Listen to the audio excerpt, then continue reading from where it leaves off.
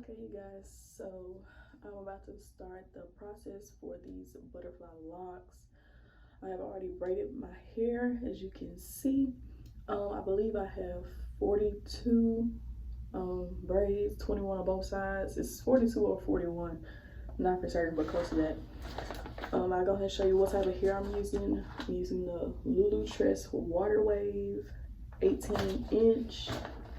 And I also have this one because I couldn't find all the Locs that I needed. I have this Rua Water Wave, and it's a 3-pack. So I just got that. So these are the types of hair that I'm using.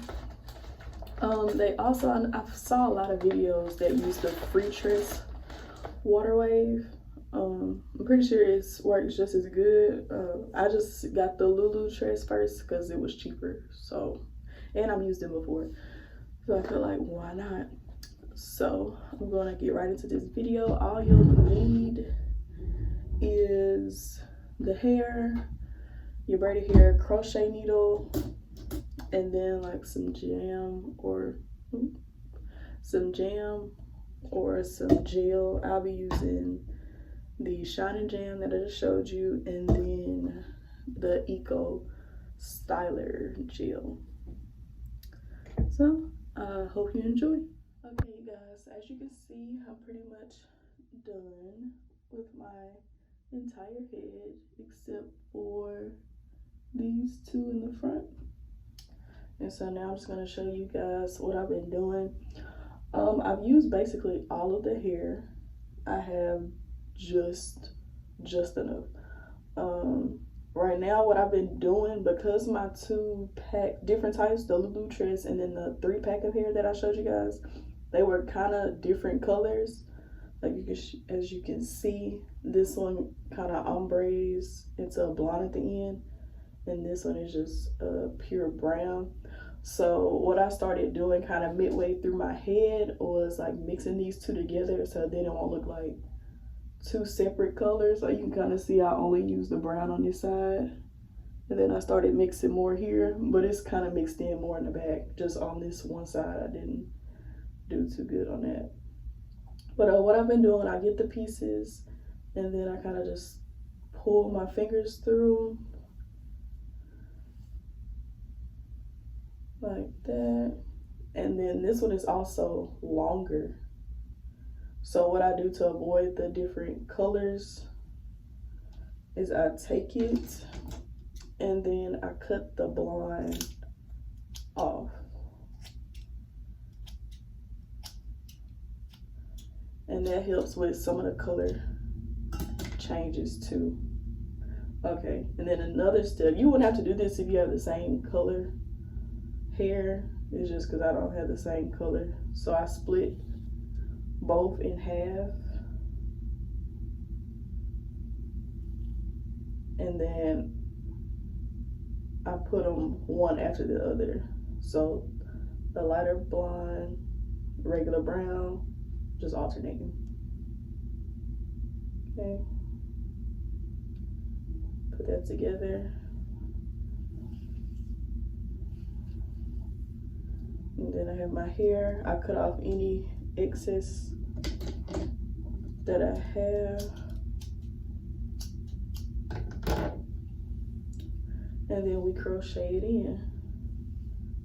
So I normally look at the end that's mostly the same length, and that'll be my standing arm or strand.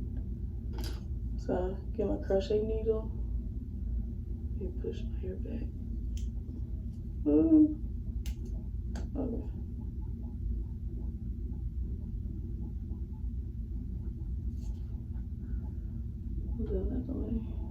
Okay, so open it, going through like that. You're just taking the wraparound and putting it on the hook, closing it, pulling it through, and then you pull that shortest strand through like that. And since I'm trying to keep it a short length, You can pull that hair up, measure how far you want to go, and stop it. So this will be my steady hand and my steady strand, meaning I'm not gonna move it. And then this is my moving strand, the one I'm wrapping. So to anchor it down, I wrap it around the base of my head like 3 times. That's 2, that's 3, okay. And then I just continue to wrap. Let's see. And just wrap it like that. I like to wrap tight at the front, well at the top, so I know it won't come off, and then you can just start loosening up towards the bottom, letting it get messy. Like I'm just letting it form its own air bubbles kinda.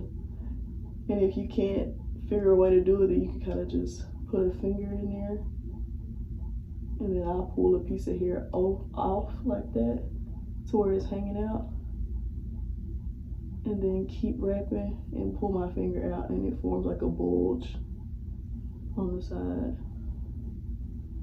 But honestly, I find that like if I get tangled up in my own hair, just keep wrapping around it.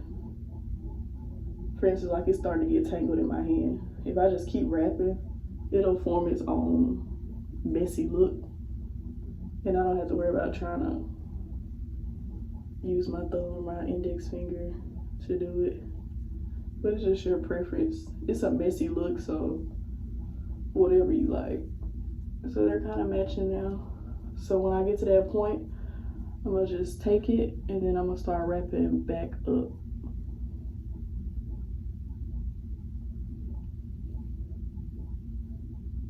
And then when I see it's close to its end, I wrap back down to secure it in.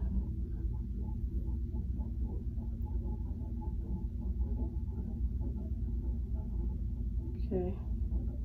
And then you still have this, and you can either cut this and be done with it. What I do is I split it and I wrap them both back up, just to make sure it's not gonna unravel. And if it does unravel at any point, you can always just go in and add some hair in. It won't look bad.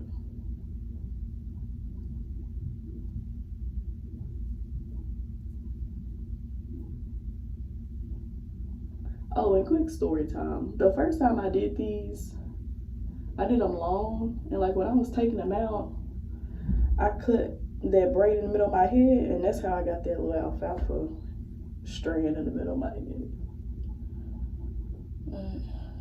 This time I'm gonna take my time to take them out. Okay, so this is the last one, and I got them both on doorknobs, so that's why I keep turning.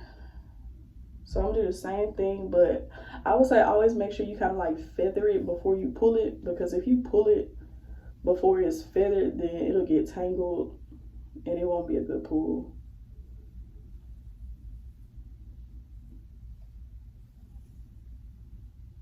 Okay, same on this side. And I'll probably keep this in for like a few weeks.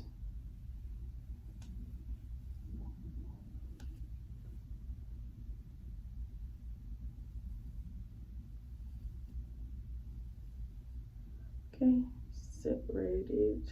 So now we're gonna pull, find a good spot and pull. Go. Same thing on this one.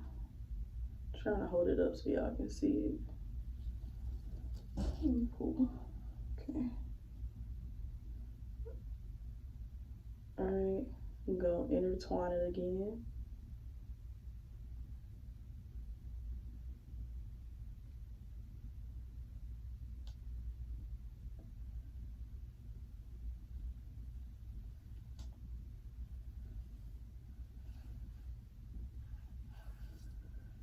Okay, they're all mixed in, so I'm gonna go ahead and cut the blonde straight across.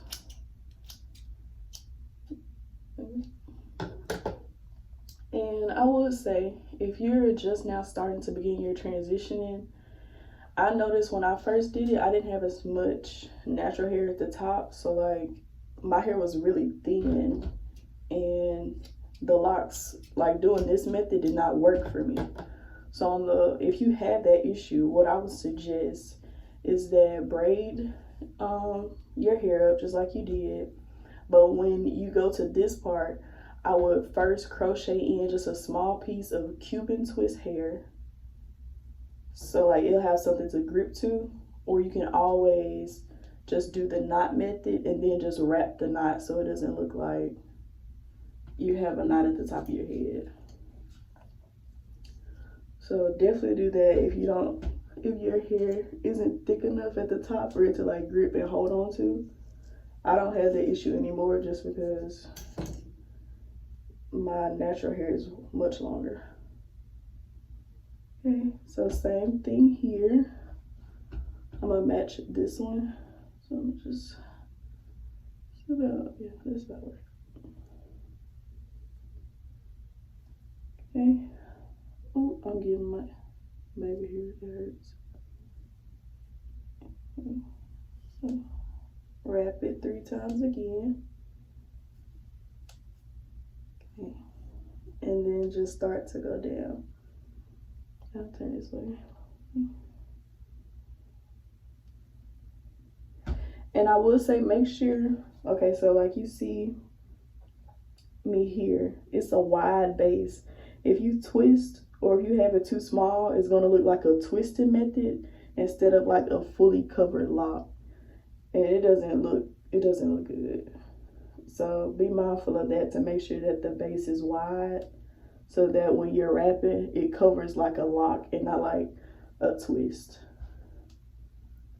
And so I kind of want to start making this a little messy. So, and you can always like pull strings out.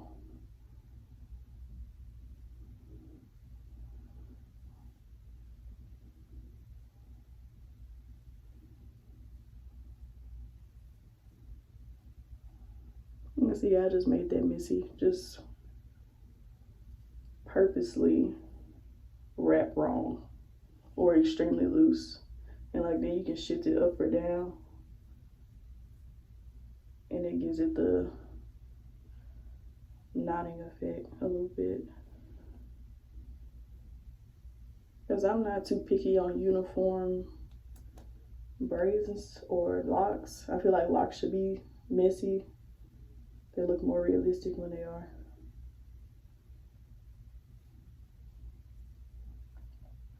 Alright, so split that and bring it back up.